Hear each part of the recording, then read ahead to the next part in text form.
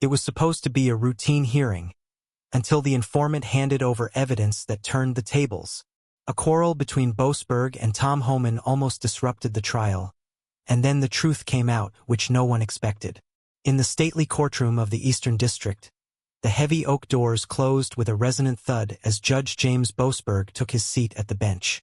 Known throughout the legal community for his unflappable composure, strict formalism, and an encyclopedic knowledge of the law, Judge Boasberg exuded an aura of authority that permeated every corner of the room. Today, that authority was put to the test in a case that had ignited fierce national debate. A mass deportation proceeding involving a group of undocumented immigrants whose fate would not only determine their future, but also challenge the very principles of justice in an era of polarized politics. The docket before the judge was as contentious as it was complex. Government prosecutors, backed by influential political figures and a hardline immigration policy, sought immediate deportation of the immigrants based on evidence that they had overstayed visas and, according to the government's version, posed a potential security risk. Standing in opposition was a coalition of civil rights advocates determined to challenge the swift and, in their eyes, draconian measures. In the midst of this turbulent legal landscape, the courtroom was poised as a battleground for conflicting ideologies. At the heart of the proceedings was a pivotal moment that would set the tone for what was to become a public spectacle of legal and political confrontation. As the session commenced, the bailiffs called the courtroom to order and the air became thick with anticipation. Every seat was filled by dignitaries, lawyers, media representatives, and members of the public, all eagerly awaiting the outcome of a case that had already become a flashpoint in the national immigration debate. Throughout the early remarks, Judge Boasberg maintained his signature measured tone. In his opening statement, he reminded everyone present, "This court is not an army. Here we deliberate based on facts, evidence, and the rule of law. We do not operate on popular sentiment or political pressure." His words were clear, his voice unwavering, and they set the stage for what was to be a meticulous examination of the legal and ethical dimensions of mass deportation. Then, amid the formalities, the prosecution called its first expert witness, a figure whose presence was as polarizing as it was emblematic of the current political climate. Tom Homan, the former president of Immigration and Customs Enforcement, ICE, strode to the witness stand with an air of blunt confidence. His reputation for forthright, sometimes incendiary, rhetoric preceded him. Dressed sharply in a tailored suit and exuding an aura of uncompromising resolve, Homan was determined to defend a rigid, no-compromise immigration policy. As Homan took the oath and began his testimony, his tone turned fervent. "Your Honor," he declared, "our nation faces undeniable challenges in securing its borders. This court's willingness to grant leniency to individuals who have knowingly violated our laws is tantamount to endorsing selective justice." His voice, powerful and laden with emotion, reverberated through the silent courtroom. He continued, "These people, who reside here without legal status, undermine our national security and burden our resources.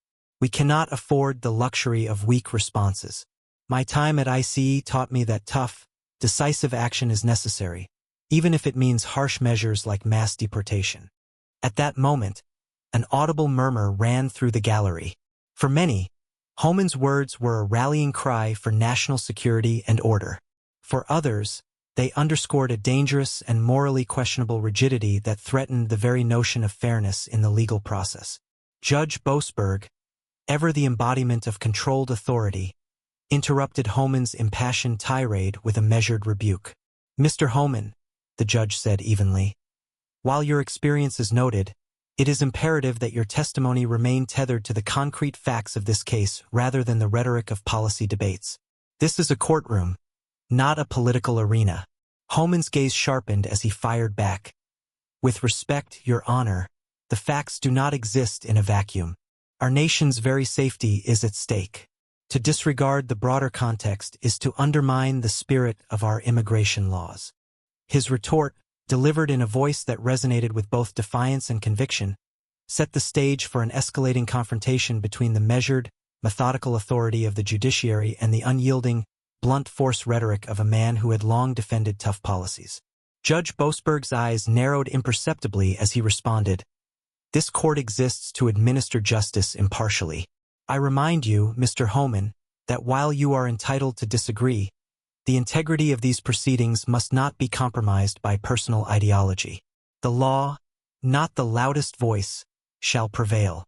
His words, deliberate and steeped in legal precedent, were a clarion call for decorum and impartiality, a stark contrast to Homan's impassioned appeals. The tension in the courtroom was palpable. As Homan shifted his focus back to the material evidence before him, a complex interplay of legal doctrines and national security imperatives unfolded on the pages of testimony and cross-examination. The judge's steady presence served as a bulwark against what he perceived as attempts to politicize the case, and every word he uttered reinforced his commitment to the system of checks and balances that underpinned the American judiciary. In these opening moments, the seeds of a profound judicial and political showdown were sown. The confrontation between Judge Boasberg and Tom Homan was more than a clash of personalities. It was a manifestation of the deep societal divide over immigration policy, human rights, and the role of government in controlling borders. The stage was set not only to determine the fate of a group of individuals but also to challenge the legitimacy of the procedures that had led to their mass deportation. As the proceedings unfolded, those in the gallery realized that this case might well redefine the contours of justice in an increasingly polarized nation. The tension in the courtroom thickened as Tom Homan resumed his testimony. His voice, already charged with emotion from his earlier remarks, grew louder and more strident with each word. Standing at the witness stand, Homan fixed his eyes on the congregation, his expression burning with conviction. "Your Honor, ladies and gentlemen," he began, his tone a blend of righteous fervor and raw indignation. "We are not here to conduct a routine legal formality. We are witnessing the consequences of a system that, under the guise of law and order, deliberately chooses which lives to value and which to disregard. The mass deportations I support are not arbitrary measures. They are hard decisions required to secure our borders. But what is truly unconscionable is the rampant selective justice that we have come to accept in this so-called civilized society." A murmur of agreement rippled through a section of the gallery, while others shifted uncomfortably in their seats. Homan's gaze swept the room, carrying an intensity that challenged every core belief held by the assembled jurists and observers. "I have dedicated my career to upholding the integrity of our immigration system," he continued, his voice sharp enough to cut through the quiet tension that had descended upon the courtroom. "Yet I stand before you today to denounce the systematic leniency, a leniency that not only emboldens lawlessness but also subverts the principles of equal enforcement. How can we claim justice when the scales are so blatantly imbalanced? When some are granted clemency solely due to political pressures and others are cast aside without a second thought, we are in effect breeding a culture of impunity." At that moment, Judge James Boasberg's eyes narrowed behind his spectacles.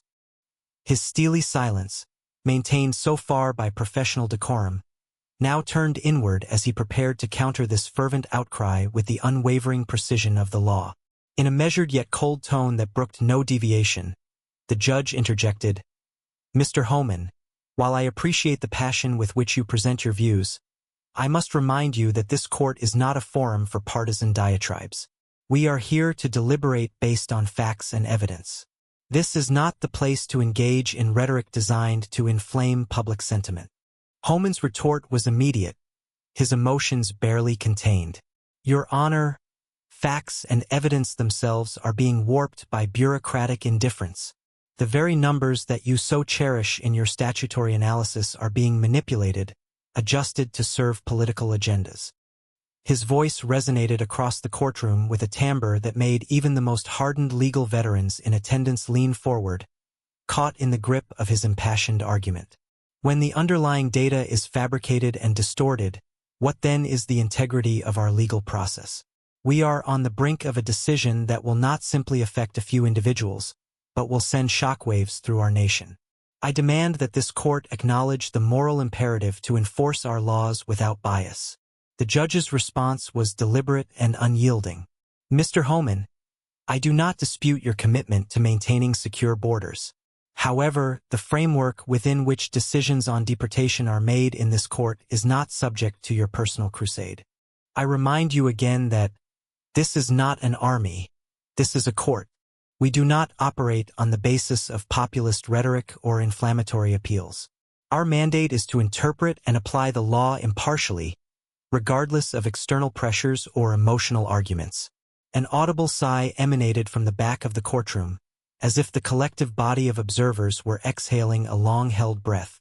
Homan's eyes flashed with defiance as he leaned in and said, "With all due respect, Your Honor, when the law itself is undermined by selective enforcement, when the evidence proves that data has been tampered with to favor political expediency, it becomes not only legal but a moral duty to question the very status quo." He paused, letting his words reverberate in the charged silence that followed, before continuing. "I stand here not to simply decry policy, but to illuminate the injustices embedded in a system that, by design, chooses discretion over fairness."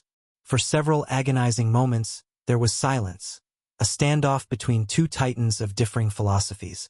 Judge Boasberg's lined face remained inscrutable, yet his eyes betrayed a spark of irritation that hinted at the brewing conflict. "Mr. Homan," he intoned softly but firmly, "this courtroom is structured to hear evidence, not impassioned pleas. I ask you to confine your testimony to the verifiable facts relevant to this case. Your sweeping generalizations, however persuasive in rhetoric, risk undermining the integrity of our process." At this point, the courtroom's atmosphere had shifted palpably. Members of the audience, ranging from seasoned attorneys and government representatives to concerned citizens, sat in rapt silence, each absorbed in the gravity of the unfolding verbal duel. The tension was not confined merely to the words exchanged, but to the ideological chasm that lay between a judge dedicated to the impartial application of law and a former IC leader intent on exposing what he viewed as systemic corruption. Behind closed eyes, some observers noted that even Boasberg's carefully measured words carried an undercurrent of subtle rebuke, a quiet admonishment to those who had strayed from the true essence of justice. His remark, "This is not an army, this is a court," became a refrain echoing in the silent hearts of those who believed that law should be a shield, not a weapon of partisan contention. As the conflict deepened, whispers began to spread among the gallery. Legal scholars debated silently in their minds whether Homan's testimony was, in fact, a deliberate ploy, a calculated attempt to inject political pressure into an already volatile case. The question loomed, were his grievances solely about the treatment of immigrants, or did they mask a broader agenda targeting a system he held personally responsible for neglecting national security? The ambiguity of his statements added further fuel to the fire of contention, heightening the stakes of the proceeding. Judge Boasberg, unwavering in his command of the courtroom, continued to press for restraint and clarity. "I will remind you, Mr. Homan, that any evidence or testimony presented here must be subjected to scrutiny under the established standards of our legal system. Partisan invective, no matter how well-intentioned, does not substitute for hard, incontrovertible proof." His words, measured and firmly delivered, underscored the foundational principle of judicial impartiality, a principle that, in this moment of fierce ideological battle, seemed ever more perilously fragile. For his part, Homan's expression hardened further, his tone escalating into an impassioned crescendo. "If that is the case," he proclaimed, "then why do we continue to permit selective liberties when faced with the threat of fabricated evidence? Why is it that, in the name of neutrality, the court turns a blind eye to the evidentiary manipulations that are being fed to us from the highest levels of bureaucracy?" His question was aimed not only at the judge, but at every official in the courtroom, a challenge that sought to unmask what he believed was a corrupt system hiding behind layers of legal formalities. The verbal sparring had now evolved into a spectacle, each party's words laden with the weight of more than just policy disputes. They were emblematic of a deep-seated clash over the very soul of justice. As Homan's impassioned speech continued to ripple through the courtroom, the atmosphere vibrated with a tension that promised that this case was far from a mere administrative procedure. It was a battle for the future of our legal and political order. With the courtroom caught in this maelstrom of competing ideologies, The scene was set for a confrontation that would soon transcend the confines of routine legal proceedings. The reverberations of this clash of rhetoric were destined not only to shape the outcome of the case before them, but to spark a public debate that would echo far beyond these hallowed halls of justice. Midway through the heated exchange, when the tension in the courtroom had reached a fever pitch, an unexpected interruption shattered the standoff between legal argument and political rhetoric. As Judge Boasberg's measured admonitions and Tom Homan's impassioned retorts ricocheted off the ancient wood and marble of the court, a furtive rustle emerged from the back of the gallery. A nervous murmur swept among the observers, a sound that hinted at something clandestine about to be unveiled. Without warning, a court clerk, whose face had been obscured beneath the brim of a cap, stepped forward with trembling hands clutching a manila envelope. The clerk approached the bench with deliberate haste and, in a low, urgent tone almost lost beneath the courtroom's controlled clatter, said, "Your Honor, I have received these documents under anonymous directive. I believe they are relevant to the case." His words, delivered in a hushed and urgent cadence, sent a ripple of murmurs through the courtroom. Judge Boasberg's steely gaze fixed on the envelope as he gestured for a brief recess. "Let's pause for a moment," he intoned, his voice resonating with authority. "I will examine the contents of this envelope under seal."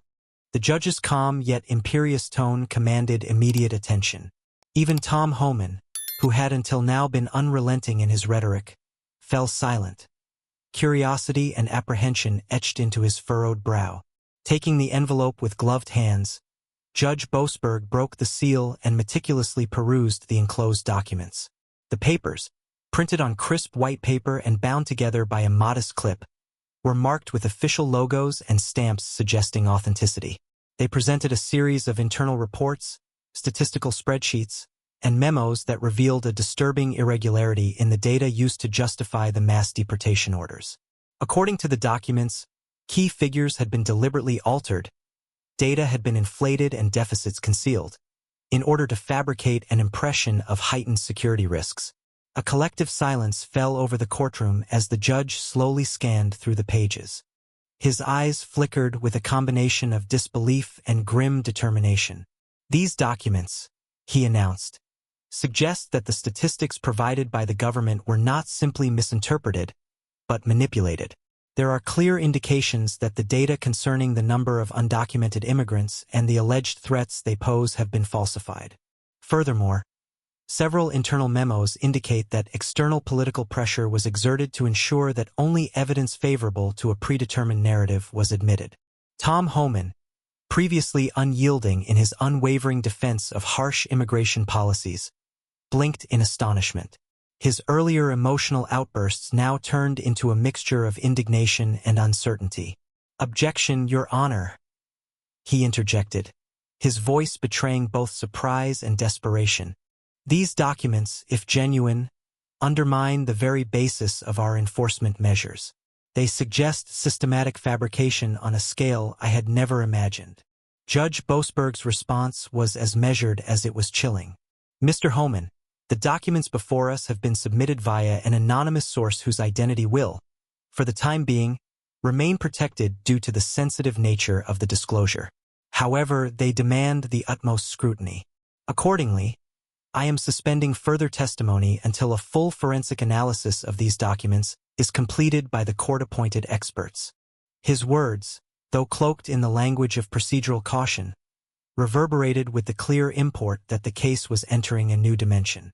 The anonymous tip had, by its very nature, not only disrupted the proceedings, but also cast a pall over the credibility of previous evidence. The documents detailed a series of adjustments made by a government analyst from the Department of Homeland Security.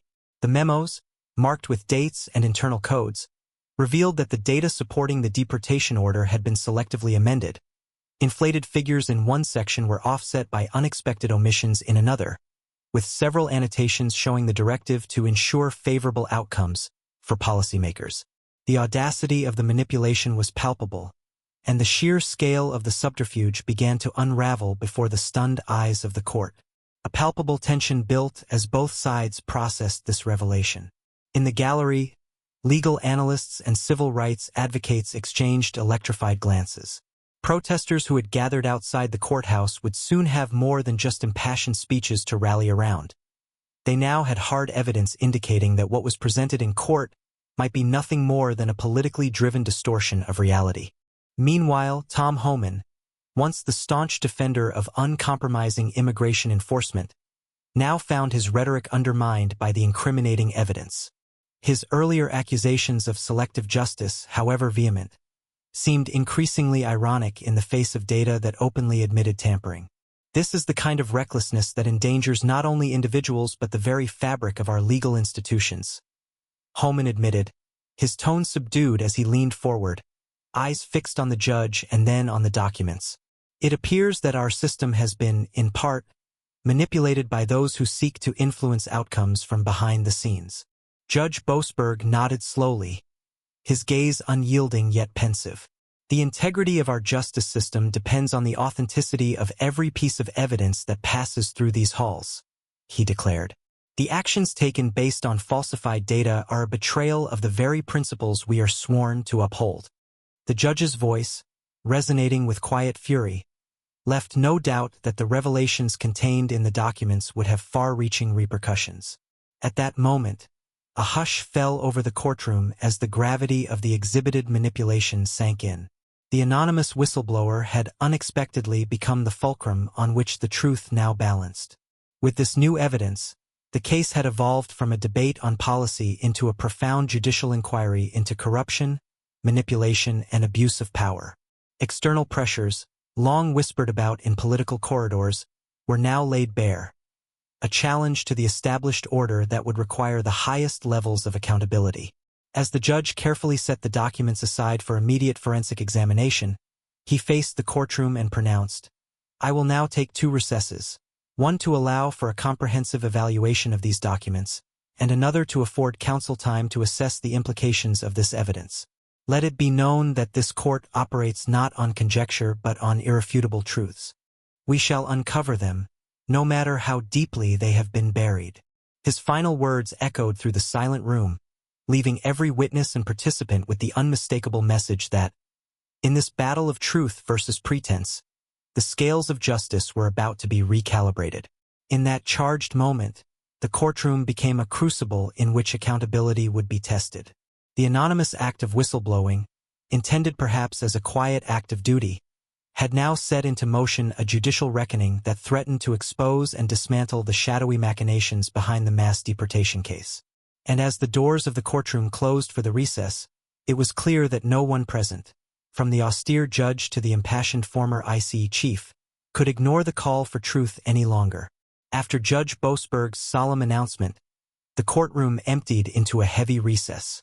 The atmosphere was hushed and expectant as forensic experts, a team of seasoned digital analysts and legal investigators, gathered behind closed doors to scrutinize every page of the anonymous documents. In a private conference room adjacent to the courtroom, Judge Boasberg convened with his trusted clerks and expert consultants. He methodically reviewed each memorandum, statistical spreadsheet, and interoffice memo that detailed the alterations to immigration data. The documents, once shrouded in the mystery of fabrication, were now laid bare before the court-appointed experts, whose initial assessments hinted at undeniable tampering. The forensic analysis proceeded with meticulous care. One expert, a veteran in digital forensics with decades of experience handling sensitive governmental data, explained in measured tones, "The metadata on these documents corroborates unauthorized edits. Timestamps have been altered, and there is cryptographic evidence of external interference. We are observing a pattern, selective inflation of threat metrics offset by systematic omissions elsewhere." The experts' findings were buttressed by technical diagrams and annotated screens that traced modifications back to an access log, which appeared to implicate a government analyst from within the Department of Homeland Security. The revelation was as disconcerting as it was definitive. The figures that had justified the mass deportation were not merely misunderstood, but deliberately distorted to push a specific narrative.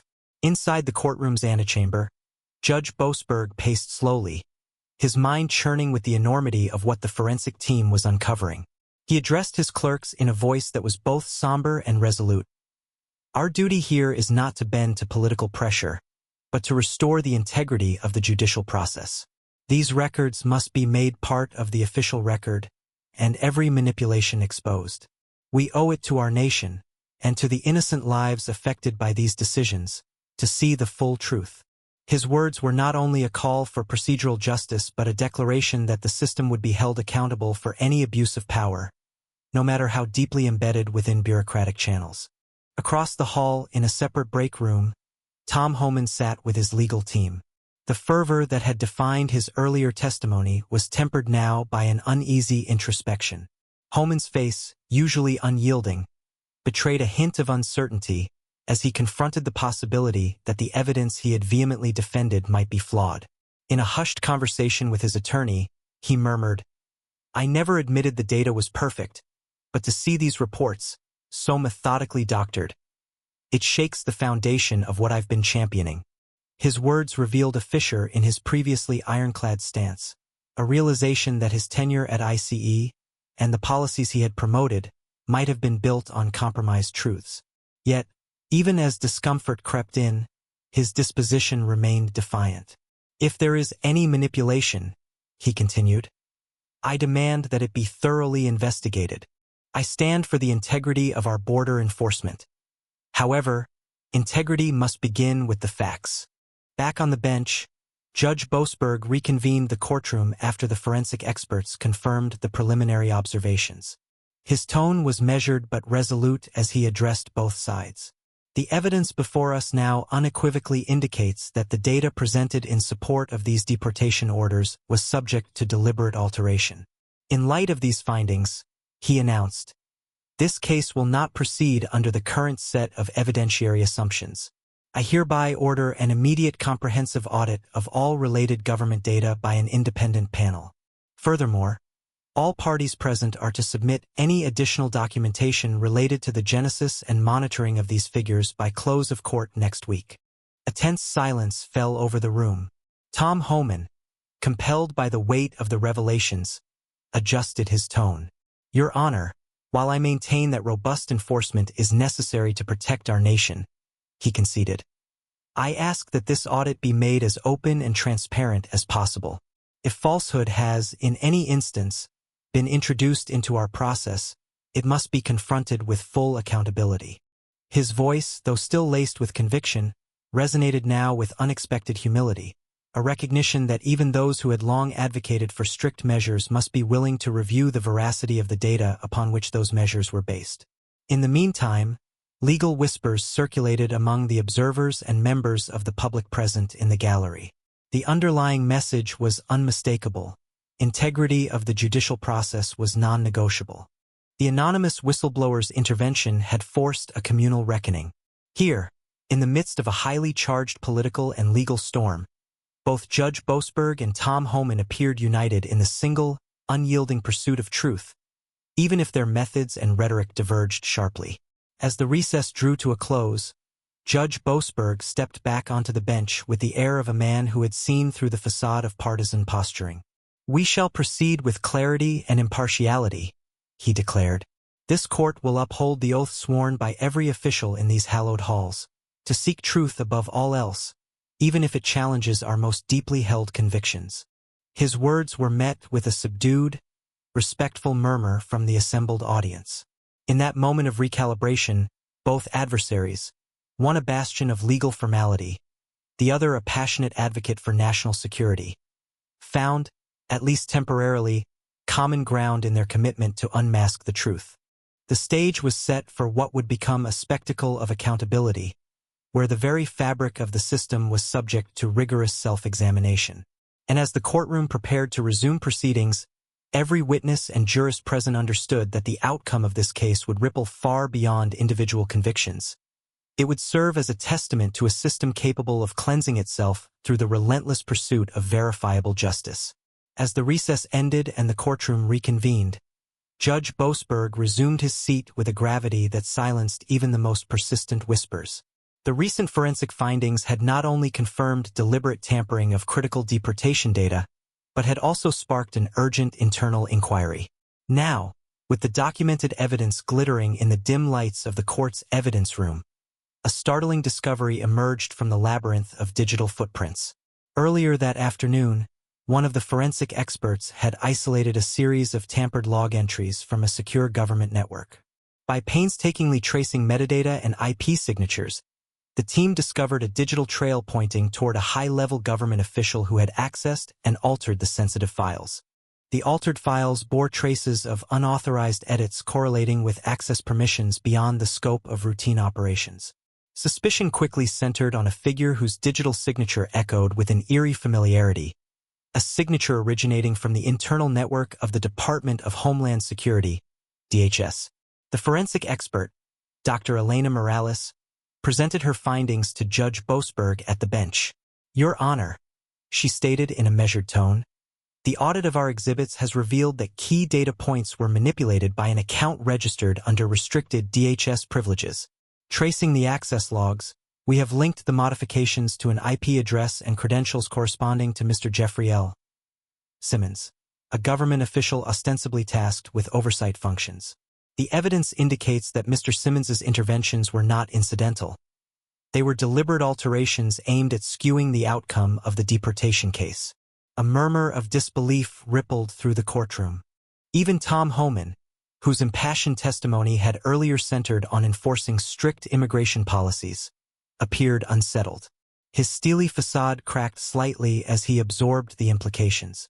"This," he managed, "suggests that the very evidence I have defended may itself have been engineered by someone with vested interests." His tone, though laced with indignation, now carried a tinge of uncertainty. Judge Boasberg's eyes narrowed as he took in Dr. Morales's report along with a stack of corroborative documents. The judge then adjusted his glasses and said, "It appears the manipulation extends beyond mere clerical error and into the realm of political subterfuge. The documents confirm that Mr. Simmons accessed and altered these records in a manner clearly intended to fortify the narrative supporting mass deportation." His voice was resolute, each syllable weighing heavily with the burden of the truth that was now laid bare. At that moment, several observers in the gallery exchanged anxious glances. Among them, a discreet whisper spread that one individual had been noticed lingering near the entrance, a man who, until now, had maintained the facade of an inconspicuous observer. Federal marshals and court security had been monitoring the gallery ever since the proceedings began, unaware that a key conspirator might be present in their midst. A seasoned court clerk later reported that Mr. Simmons had been seen quietly exchanging furtive messages on his mobile device. His presence was, in retrospect, suspicious, a silent orchestration behind the curtain of officialdom. Judge Boasberg continued, "I am gravely disturbed by these revelations. The integrity of these proceedings demands that we no longer be complicit in allowing external forces to influence our justice system. In light of this evidence, I hereby order that Mr. Jeffrey L. Simmons be detained immediately for further questioning. Our court cannot stand by while a government official acts as a puppet master in these proceedings." The judge's words resonated through the charged courtroom like a clarion call. Almost as if on cue, two uniformed federal agents, who had been stationed near the rear of the gallery, moved swiftly toward the man in question. With a calm but unyielding efficiency, they identified him as Mr. Simmons. Eyes widened and a murmur of shock rippled among the assembled attorneys, dignitaries, and media representatives. The very notion that an individual who had assumed the mantle of oversight within DHS was now implicated in active data falsification sent tremors of disbelief throughout the room. Homan, now visibly shaken, interjected, "Your Honor, if these documents are borne out to be genuine, then we are witnessing not only a miscarriage of justice in this case but a betrayal of our nation's trust at the highest levels." His tone combined both outrage and cautious vindication, an acknowledgement that his own impassioned stances might have been built on falsified premises. Judge Boasberg's expression remained impassive as he addressed the courtroom. "Let it be known that this court shall not relish in partisan bickering or bow to external pressures. Our sole allegiance is to the principles of the law and the sanctity of factual truth. While Mr. Homan's fervor is noted, our duty compels us to act on verifiable evidence. I am ordering that the arrest of Mr. Simmons be executed immediately, and that he be remanded for investigation into his unauthorized actions in this case." Within minutes, the courtroom's atmosphere transformed from a tense legal showdown to a scene of dramatic law enforcement intervention. The agents escorted Mr. Simmons out of the gallery, his hands cuffed, as cameras flashed and reporters scrambled to capture every moment. The unexpected arrest of a government official, one who had operated behind the scenes to manipulate crucial data, redefined the tenor of the trial. It was no longer solely a battle over immigration policy or the merits of mass deportation. It had morphed into a full-blown inquiry into systemic corruption that had allowed political agendas to override the impartial administration of justice. Amid the ensuing commotion, Judge Boasberg called the courtroom to order with piercing authority. "This is a moment of reckoning. The integrity of our judicial process demands complete transparency and accountability. No one, regardless of rank or affiliation, is above the law." His tone was both stern and inspiring, a declaration that the system, despite its imperfections, retains the power to purge itself of corruption when armed with indisputable truth. Even as the arrest sent shockwaves through every tier of the legal and political system represented in the courtroom, the judge's words served as a solemn reminder. Genuine justice is founded not on pettiness or partisan power plays, but on an unwavering commitment to truth, meticulously uncovered and rigorously enforced. In that charged moment, the case's narrative had pivoted toward an unforeseen and historic confrontation. A public testimonial that the very institution sworn to uphold the law must also be held liable when that law is subverted. After a prolonged recess, the heavy courtroom doors swung open once again, releasing a rush of anxious energy as the proceedings resumed. The gallery, still buzzing from the explosive revelations of manipulated data and the dramatic arrest of Mr. Jeffrey L.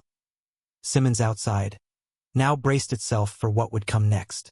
Judge James Boasberg, his expression as stern and unyielding as ever, returned to the bench with a measured air of determination. His voice, when he spoke, cut through the residual murmur like a gavel strike. "This court will now reconvene. Let it be known that the pursuit of truth must never be compromised, even by those who claim authority behind closed doors." Almost immediately, harsh flashes from cameras and the rapid clicking of journalists' keyboards punctuated the silence. The press, which had already erupted into a frenzy outside the building, now pushed through the glass doors to capture live footage of the unfolding drama from within the courtroom. Reporters in smart suits jostled for position, their microphones thrust forward, capturing every word as if it were gospel. The atmosphere was electric, a cocktail of legal dignity, public shock, and simmering anticipation. As the judge called for order with a deep, resonant command, the room's attention shifted once again to the gallery. Amid the sea of onlookers, a figure in a conservative dark blazer and a nondescript hat caught Judge Boasberg's discerning gaze. The man, who had maintained a low profile until now, appeared unusually agitated. His eyes darted around, and a faint bead of sweat glistened on his brow despite the controlled environment. There was something in his demeanor that suggested he did not belong among the ordinary public or journalists. Within moments, a murmur spread among the experts gathered in the gallery, and several observers exchanged worried glances. Whispers floated through the room. Some speculated that he was merely a nervous private citizen. Others, more perceptive, suspected he was more than meets the eye. Judge Boasberg, never one to tolerate even a hint of subterfuge in his courtroom, motioned sharply to the bailiffs and federal agents now stationed near the entrance. "Identify that man immediately," the judge ordered, his tone brooking no defiance. Cameras captured the tension as officers moved in with deliberate precision. The man's tentative attempts to shrink back in his seat were quickly cut short by a firm hand on his shoulder and murmurs of confirmation into discreet communication devices. In a dazzling display of authority and efficiency, federal agents escorted the suspect from his seat in the gallery. The arrest was executed on the spot, right there in the midst of the courtroom, sending a visceral shockwave through every witness, jurist, and member of the press present. Before the defendant could even protest, one officer recited in a clear, authoritative voice, "You are under arrest for unauthorized manipulation of government data and for colluding with external entities to influence judicial proceedings." The man, identified moments later through a hastily produced badge as Alan Pierce, a supposed court observer with ties to undisclosed governmental interests, was led out amid a flurry of questions and gasps from the gallery. Reporters' questions reverberated. Who exactly was he? What role had he played in the shadowy network of tampering that had already upended the case? Tom Homan, whose earlier bluster had been rooted in unwavering support for harsh immigration policies, now watched with a conflicted mixture of disbelief and reluctant admiration. As the arrest unfolded, his face registered a subtle, almost rueful acknowledgement of the sheer scale of the corruption that had infiltrated even the ostensibly sanctified walls of the court. For Homan, the arrest was proof that even those claiming the highest levels of oversight were not immune to manipulation, and that the very system he had defended was vulnerable to subterfuge from within. Judge Boasberg, having momentarily regained the room's attention, continued, "The law is not an instrument of political persuasion, and no individual in this courtroom shall be allowed to stand above it. Today's arrests underscore the vital truth that our legal system must be impervious to covert influences and extraneous control. We will, as always, adhere strictly to the highest standard of accountability." His measured tones, layered with both authority and gravitas, reaffirmed that the judiciary had not only uncovered deception in the data, but was prepared to act decisively against any further attempts to compromise the truth. The press, sensing the enormity of the moment, exploded in a flurry of live broadcasts, interviews, and exclusive inquiries. Headlines flashed on television and online: courtroom chaos, federal arrest inside as manipulated data exposed, and puppet masters fall. Insider arrest shakes immigration case. The explosive nature of the event rippled far beyond the courthouse. A public outcry was now unavoidable, and the narrative had transformed from a disputed deportation case into an all-out battle against systemic corruption. Amid the frenzy, Judge Boasberg's voice resonated one final time before the brief recess was declared once more. "I caution all present. The pursuit of transparency in this case is paramount. No one, regardless of their rank or office, shall be allowed to subvert justice. Every piece of tampered evidence will be laid bare for the people, and accountability shall prevail." His words, firm and unyielding, hung in the air as the federal agents escorted Alan Pierce out of the courtroom. The scene was both chaotic and cathartic. Across the room, relief and apprehension mingled. Some attendees wept quietly at the sight of established authority being upheld, while others absorbed the unfolding event with grim determination.